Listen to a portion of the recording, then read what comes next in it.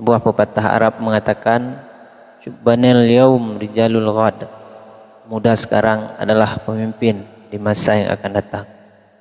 Jadi sebagai pemimpin di masa yang akan datang, tentu kita harus mempersiapkan diri kita.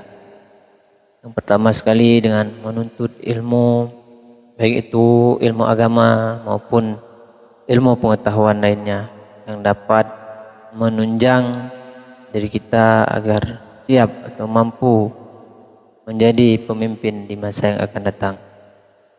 Kemudian juga apabila kita ingin melihat sebuah negeri apakah jaya di masa yang akan datang atau tidak jayanya suatu negeri di masa yang akan datang, maka lihatlah bagaimana pemuda yang ditinggalkan.